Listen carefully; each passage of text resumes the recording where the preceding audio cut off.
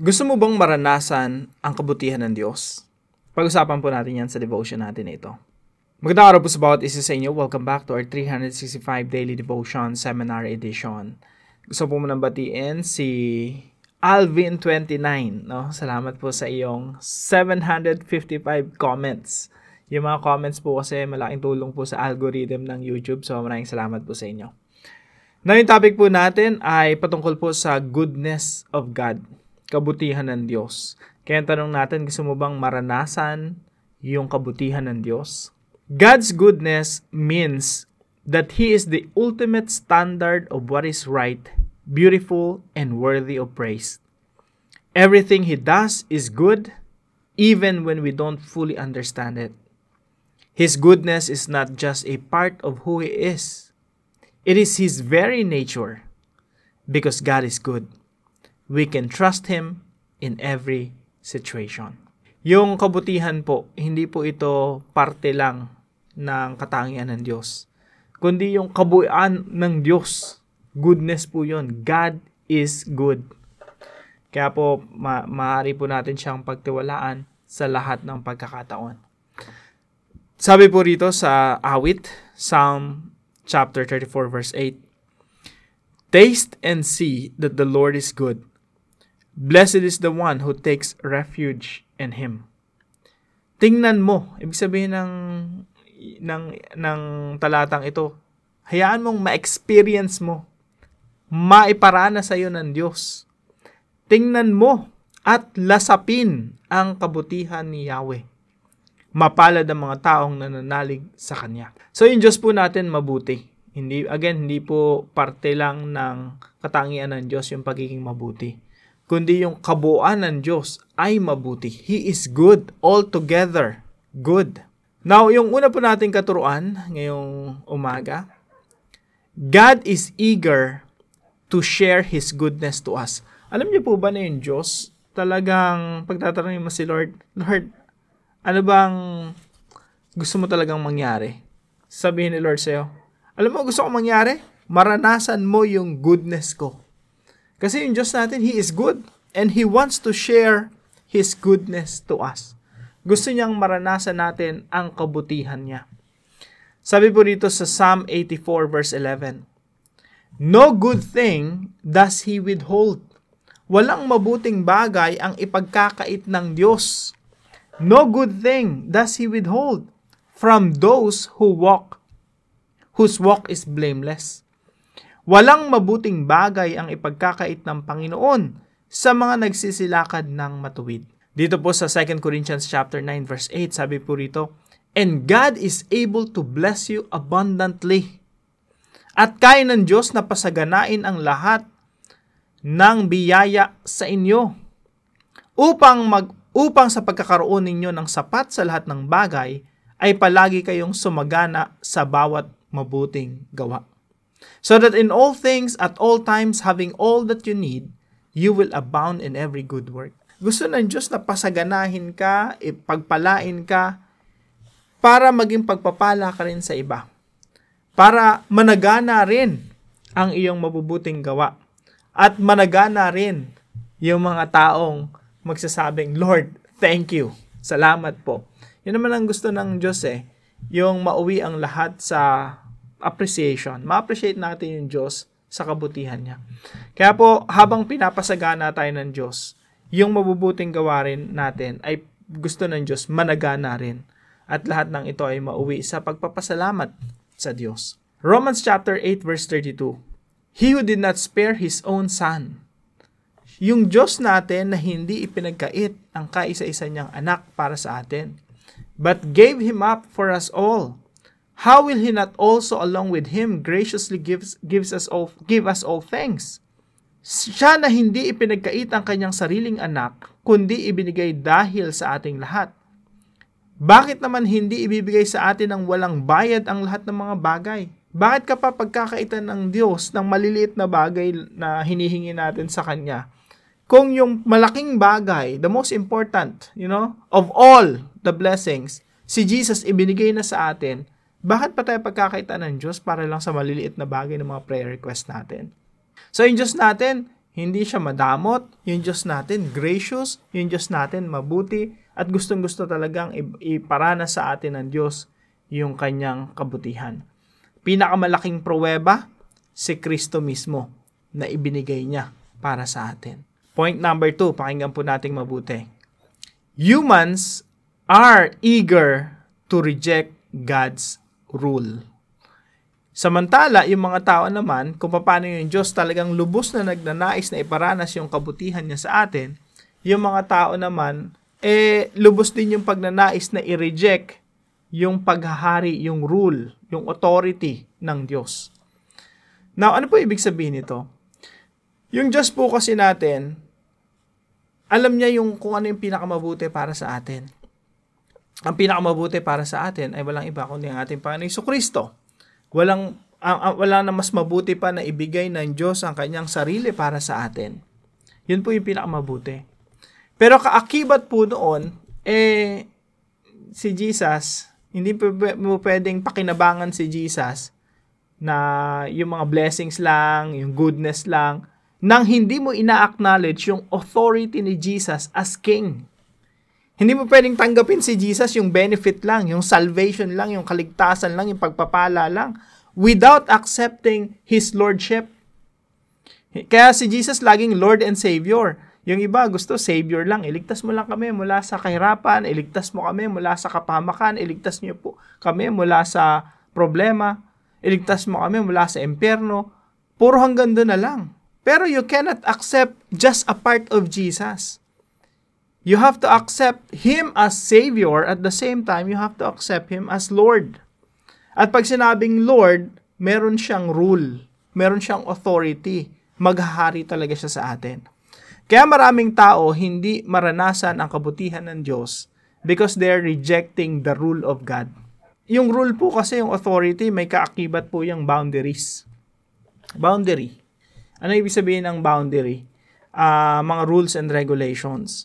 Si Adan at Eva, gusto ng Diyos iparanas sa kanila yung kabutihan ng Diyos. Gusto nang iparanas ng Diyos sa kanila yung kasaganaan, yung kabutihan. Pero may kaakibat po yun na rules and regulation. Ibig sabihin, Adan, Eva, pwede niyong kainin lahat ng bunga ng punong kahoy. Kahit ano dyan pwede. Pero may boundary. Huwag niyong kakainin itong bunga ng pagkakalam ng mabuti at masama. Lahat po ng kabutihan may boundary. Kapag ang parents mo mabuti sa iyo, bibigyan kanya ng rules and regulation. Hindi pwede mong gawin ang lahat. Kung ang parents mo ay mabuti sa iyo, normal lang na marami siyang ipagbabawal sa iyo. Kasi po ang kabutihan laging may boundary. Ang walang boundary, puro kasamaan 'yon, yung mangyayari sa atin. So, yung Diyos, He is eager to share His goodness to us. Pero tayo, ayaw natin ng rule ng Diyos. Yung paghari ng Diyos, yung authority, yung mga rules and regulation ng Diyos. Point number 3, here's the thing. God's goodness and God's rule are inseparable. Yung kabutihan ng Diyos, tsaka yung paghahari ng Diyos, yung rules and regulations ng Diyos, hindi mo pwedeng ihiwalay yun sa kabutihan ng Diyos. Kung gusto mong maranasan ang kabutihan ng Diyos, sumunod ka sa pinag-uutos niya. Kasi yung mga pinag-uutos niya, yun ang maghahatid sa iyo patungo sa kanyang kabutihan. Hindi mo pwedeng makuha yung kabutihan ng Diyos. Hindi mo pwedeng maranasan yung kabutihan ng Diyos kung nire-reject mo naman yung mga utos niya. Nire-reject mo naman yung kalooban niya. Nire-reject mo naman yung paghahari niya. If you want to experience the goodness of God in His kingdom, you have to accept the rules and regulation in the kingdom of God, under the King, under King Jesus. Gusto mo bang ma-experience ang kabutihan ng Diyos? Magpasakop ka sa Diyos. Gusto mo bang maranasan yung managana sa presensya ng Diyos? Magpasakop ka sa kalooban ng Diyos. At naniniwala po ako na gusto talaga ng Diyos na pasaganahin tayo para managana yung ating mabubuting gawa at maraming tao ang sumamba at magpasalamat sa Diyos. Now, paano po natin ito i-apply sa ating mga buhay? Number 1 po, embrace the rule of God. Nais mo ba? Gusto mo bang maranasan ang kabutihan ng Diyos? Embrace the rule of God. Yakapin mo yung mga principles ng Biblia Yakapin mo ang makatotohanan ng Diyos. Yakapin mo ang mga pinag-uutos ng Diyos. Kasi po, ang lahat ng utos ng Diyos, inutos yan ng Diyos para sa ating kabutihan. Nagbigay ang utos ng Diyos ng mga boundaries, rules and regulation kila Adan at Eva para sa kanilang kabutihan. Para maranasan nila yung kasaganaan. Para maranasan nila yung kabutihan ng Diyos. Kailangan mo sundin yung rules and regulation. Ang problema si Adan at si Eva, nireject nila yung rule of God. Kaya yung goodness of God, hindi nila na-experience fully. Of course, may grace ang Diyos, may biyaya ang Diyos. Pero, hindi nila na-experience yun. Nag-fall sila Kaya, nagkaroon ng judgment. May paghahatol na dinana sila. So, sa ating mga magulang, normal lang sa ating mag-set ng rules and regulation. Bakit? Bakit tayo nagbibigay ng utos sa ating mga anak? Kasi gusto natin, yung mga anak natin, maging maganda yung kinabukasan. Maging mabuti yung kanilang hinaharap. So, yung purpose po talaga ng rule, or rules and regulation, or paghahari ng Diyos, ay dalin tayo at gabayan tayo patungo sa magandang bukas. Number 2, experience the goodness of God. Again, sabi po dito sa Psalm chapter 34 verse 8, taste and see. It's actually an invitation. Invitation po ito sa bawat isa sa atin. Tara, halika kayo, tingnan nyo at lasapin. Hayaan nyong maranasan nyo ang kabutihan ni Yahweh. Kasi yung Diyos natin, gustong-gusto talagang iparanas sa atin yung kanyang kabutihan. At sabi rito sa awit, tara, let's go. Lasapin natin. Tikman natin, tingnan mo at lasapin ang kabutihan ni Yahweh. Pero ano po yung kondisyon? Sabi rito, mapalad ang mga taong nananalig sa Kanya. Kailangan mo manampalataya sa Kanya. Sabi po rito sa Psalm 84 verse 11, no good thing does He withhold. Walang ipagkakait ang Panginoon sa atin sa mga taong lumalakad sa katuwiran. Meron talagang rules and regulations, may boundaries. You want to experience the goodness of God? Lumakad ka sa katuwiran ng Diyos. At doon mo ma-experience na walang ipagkakait na mabuting bagay ang Diyos sa iyo. Pangatlo po, extend the goodness of God to others. So, embrace, experience, extend. Pag sinabi po natin extend, pag dinanas mo yung kabutihan mula sa Diyos, iparanas mo rin sa iba. Para yung ibang tao na makaranas ng kabutihan mula sa iyo, makita niya na Kristiyano ka, nananampalataya ka sa Diyos, magpasalamat din sila at magpuri sa Diyos. Yan po yung principle na itinuro ng ating Panginoon sa Matthew chapter 5. So that people may see your good deeds and glorify your Father in heaven. Again, sabi po rito, 2 Corinthians chapter 9 verse 8, at kaya ng Diyos na pasaganain ang lahat ng biyaya sa iyo. Kaya ni Lord yun. Walang imposible sa Panginoon. Actually, gusto nga ni Lord yun, pasaganain ang lahat ng biyaya sa inyo upang, may purpose, upang sa pagkakaroon ninyo ng sapat sa lahat ng bagay, tumatanggap tayo ng kasaganaan mula sa Diyos, ay palagi kayong sumagana sa bawat mabuting gawa. Tandaan natin mga kapatid, pinapasagana ka ng Diyos para sumagana ang iyong mabubuting gawa. Ulitin ko po, kasi we cannot really overemphasize that.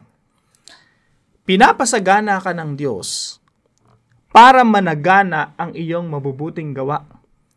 At lahat ng ito na mabubuting gawa natin ay magdulot ng pagpupuri at pagpapasalamat sa Diyos. Now, para po sa ating discussion, why can't we separate God's goodness from His rule?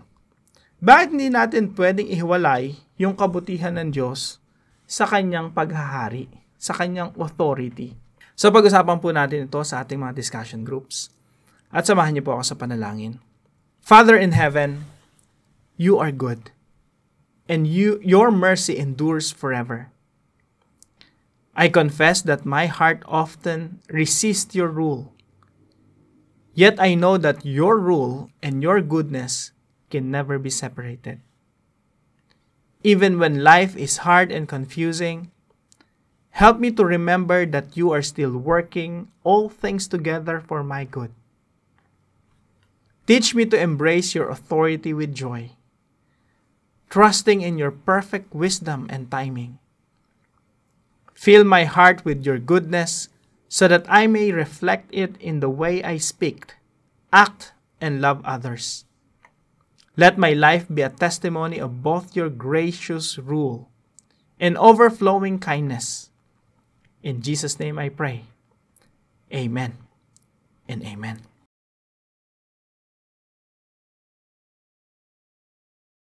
Maraming salamat po sa katuwang natin, sa devotion natin ngayong umaga, si Sister Cora. No? Si Ma'am Cora, maraming salamat po sa inyo. Pagpalain po kayo ng ating Panginoon. Now, kung kayo po ay may natutunan sa devotion natin na ito, ipalam nyo lang po sa comment section right below this video. And please don't forget to share this devotion to your family and friends. Magandang umaga po sa bawat isa sa inyo. See you po tomorrow 5 a.m. dito po sa ating Daily Devotions.